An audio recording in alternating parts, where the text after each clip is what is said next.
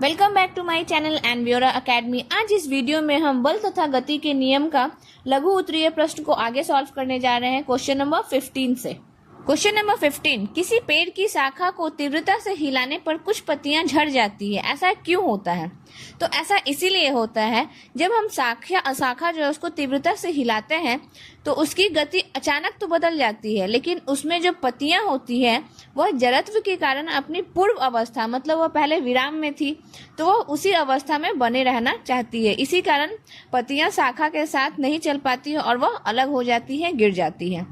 Next question number 16 है, जब किसी छड़ी से एक दरी को पीटा जाता है तो धूल के कण बाहर आ जाते हैं, इसका कारण क्या होगा? जब छड़ी से दरी को पीटा जाता है तो दरी को अचानक गति मिलती है और उसकी गति बार बार बदलती है। जैसे जो उस पे धूल कण है वो जड़त्व के कारण क्या होता है, अपनी पूर्व अवस्था में ही बने रहना चाहते हैं, मतलब वह विराम अवस्था में ही रहना चाहते हैं। इसीलिए क्या होता है, जब उस पे पीटते हैं तो वह हवा में बाहर निकल जाता है, क्या उसका जो धूल कण होता है। इसका आंसर है क्या, जड़त्व के कारण ही ऐसा होता है। नेक्स्ट क्वेश्चन नंबर 17 है, दौड़ते हुए घोड़े के एकाएक रुक जाने पर सवार आगे की ओर फेंका जाता है, ऐसा क्यों हो जाता है? यह भी क्यों होता है, तो जड़त्व के कारण ही होता है। मतलब कि घोड़ा जब तेज चल रहा है और तो उस पे जो बैठा है इंसान वह भी उस गति में है, घोड़ा भी गति में है और सवारी जो है वह भी गति में है।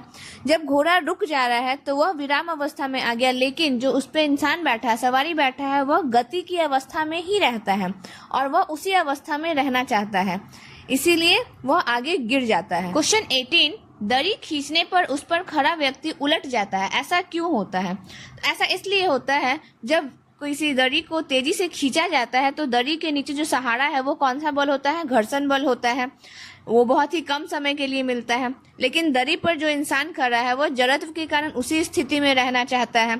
मतलब दरी अगर खींचा जा रहा है तो उसका पैर क्या है, नीचे से तो निकल जाता है, लेकिन ऊपर का शरीर का भाग जो है वह वहीं रुक जाता है। इसीलिए क्या होता है, वह संतुलन बिगड़ जाता है और वह गिर जाता है। क्वेश्चन नंबर 19, बस की छत पर रखे सामान को रस्सी से क्यों बांधा जाता है?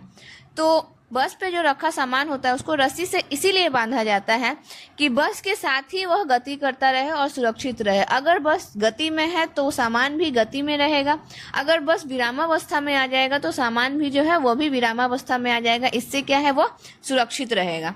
नेक्स्ट क्वेश्चन नंबर 20, संवेग की परिभाषा लिखना और इसका एसआई मात्रक क्या होता है? तो परिभाषा क्या है, किसी वस्तु के संवेग की परिभाषा क्या, उसके द्रव्यमान तथा वेग के गुणनफल को ही क्या कहते हैं, संवेग। जैसे कि संवेग बराबर क्या होता है, द्रव्यमान गुने वेग। द्रव्यमान को m से सूचित करते हैं और वेग को v से सूचित करते हैं। इसका एसआई मात्रक क्या होता है, किलोग्राम मीटर पर सेकेंड। किलोग्राम द्रव्यमान का है और वेग का मीटर पर सेकेंड, दोनों को मिला दीजिए, बन गया क्या, किलोग्राम मीटर पर सेकेंड। और यह कैसी राशि है, तो यह एक सदिश राशि है। क्यों? क्योंकि इसमें परिमाण भी पता है, हमें पता चलता है और दिशा भी। क्वेश्चन नंबर 21, न्यूटन के तृतीय गति का नियम क्या होता है वह बताना है। तो प्रत्येक क्रिया के बराबर और विपरीत दिशा में एक प्रतिक्रिया होता है, वही क्या है, हमारा न्यूटन का तृतीय नियम।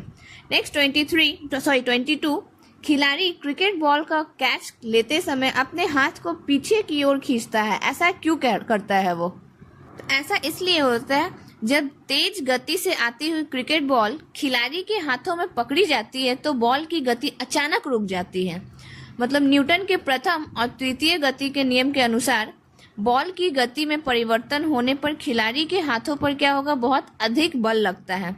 अगर कोई खिलाड़ी हाथ पीछे नहीं करेगा, सीधे उसके हाथ पे लगेगा तो चोट बहुत भयंकर, बहुत ज़्यादा लगेगा। इसीलिए वह हाथ को पीछे कर लेता है ताकि गेंद को हाथ तक आने में कुछ समय लगे, जिसके कारण उसकी गति है थोड़ा कम हो जाती है और चोट लगने की संभावना क्या होती है, घट जाती है। नेक्स्ट क्वेश्चन नंबर 23, न्यूटन के तृतीय गति नियम की व्याख्या करें। ओह सॉरी, क्वेश्चन नंबर 21 में द्वितीय गति के बारे में बताना था, मैंने उसमें भी तृतीय गति के बारे में बता दिया। द्वितीय गति का मैं नेक्स्ट क्लास में बना दूंगी। तो तृतीय गति के बारे में तो हमने देख लिया था। क्वेश्चन नंबर 24 क्या है, यदि क्रिया सदैव प्रतिक्रिया के बराबर है तो स्पष्ट कीजिए कि घोड़ा गाड़ी को कैसे खींच पाता है। क्रिया और प्रतिक्रिया बराबर होती है, फिर भी घर्षण बल के कारण गाड़ी पीछे नहीं जाती और घोड़ा गाड़ी को आगे खींच पाता है। घर्षण बल के कारण ही ऐसा होता है। क्वेश्चन नंबर 25, संवेग संरक्षण के सिद्धांत की व्याख्या करें। तो यदि किसी सिस्टम पर बाह्य बल का परिमाण शून्य हो, अर्थात उस सिस्टम पर कोई बाह्य बल कार्य ही न करे, तो तंत्र का कुल संवेग क्या हो जाएगा? नियत रहेगा, मतलब संरक्षित रहेगा। इसी को क्या कहते हैं? संवेग संरक्षण। हमने पहले देख रखा है यह क्या होता है संवेग। तो यह द्रव्यमान और वेग का गुणनफल है, यह एक सदिश राशि है। नेक्स्ट क्वेश्चन नंबर 26, रॉकेट या जेट विमान वायुमंडल रहित आकाश में कैसे चलते हैं? तो रॉकेट अपने पीछे की ओर अत्यधिक वेग से गैसों को बाहर निकालता है और गैसें क्या करती है? रॉकेट पर बराबर और विपरीत दिशा में बल लगाती है। इस प्रकार क्या है? रॉकेट को आगे की ओर एक प्रेरक बल प्राप्त होता है और वह आगे बढ़ता है। यह न्यूटन का द्वितीय गति का नियम का एक अच्छा उदाहरण है। क्वेश्चन नंबर 27, एक अग्निशमन कर्मचारी को तीव्र गति से बहुतायत मात्रा में पानी फेंकने वाली रबड़ की नली को पकड़ने में कठिनाई क्यों होती है? तो रबड़ की नली से बहुतायत मात्रा में पानी तब ही निकलता है जब उस पर नली द्वारा आगे की ओर बड़े परिमाण का क्रिया बल लगता है, और पानी भी क्या होता है? नली पर पीछे की ओर उतने ही परिमाण का प्रतिक्रिया बल लगाता है। तो यह क्रिया प्रतिक्रिया के कारण क्या होता है? उसको पकड़ने में कठिनाई होती है। नेक्स्ट क्वेश्चन नंबर 28, एक लड़का सड़क पर खड़े ट्रक को धक्का लगाता है परंतु ट्रक गतिशील नहीं होता, ऐसा क्यों होता है? ऐसा इसलिए होता है क्योंकि सड़क जो है वह ट्रक पर उसके विरुद्ध बराबर परिमाण का घर्षण बल लगाती है और ट्रक पर परिमाणी बल क्या हो जाएगा? शून्य हो जाएगा। और जब परिमाणी बल शून्य है इसीलिए उसमें क्या होगा? कोई चेंजेस नहीं होगा, गति नहीं आएगा। तो चलिए इस तरह से हमारा लघु उत्तरीय प्रश्न सारा सॉल्व हो गया है। अब नेक्स्ट वीडियो में हम दीर्घ उत्तरीय प्रश्न सॉल्व करेंगे। अगर वीडियो आपको पसंद आए तो इसे लाइक करें, चैनल को सब्सक्राइब करें और वीडियो को शेयर करना ना भूलें। Thanks for watching everyone. मिलते हैं नेक्स्ट क्लास में। Bye bye.